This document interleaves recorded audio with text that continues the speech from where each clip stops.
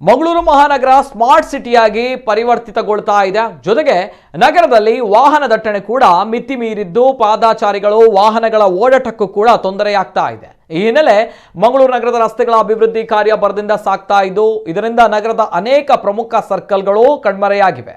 ಜ್ಯೋತಿ, Pumpwell, lady hill, ನವಭಾರತ ಸರ್ಕಲ್ಗಳು ಈಗಾಗಲೇ ಕಣ್ಮರೆಯಾಗಿದ್ದು ಇದೀಗ ಮತ್ತೊಂದು ಐತಿಹಾಸಿಕ ವೃತ್ತ ಪಾಂಡೇಶ್ವರ ಎಬಿ ಶೆಟ್ಟಿ ಸರ್ಕಲ್ ಸರದಿ ಬಂದಿದೆ. ರಸ್ತೆಗಳ ಅಗಲೀಕರಣದ ಕಾರಣ ವೃತ್ತವನ್ನ ಶಾಶ್ವತವಾಗಿ ಕೆಡವಿ ಹಾಕಲಾಗ್ತಾ ಇದೆ. ನಗರದ ಕ್ಲಾಕ್ ಟವರ್ನಿಂದ ಆರಂಭವಾಗಿ ಮೈದಾನಿನ ಸುತ್ತ 5 ಲೇನ್ಗಳ ಮಾದರಿ ರಸ್ತೆ ಕಾಮಗಾರಿ ನಡೀತಾ ಇದ್ದು ಈ ರಸ್ತೆಯನ್ನ ಮಂಗಳೂರು ಮಹಾನಗರಕ್ಕೆ ಮಾದರಿ ರಸ್ತೆಯನ್ನಾಗಿ ಮಾಡುವ ಯೋಜನೆ ಮಂಗಳೂರು ಮಹಾನಗರ ಪಾಲಿಕೆಯದ್ದಾಗಿದ್ದು ಈ ನಿಟ್ಟಿನಲ್ಲಿ ಕಾರ್ಯ ಮುಂದುವರೆದಿದೆ.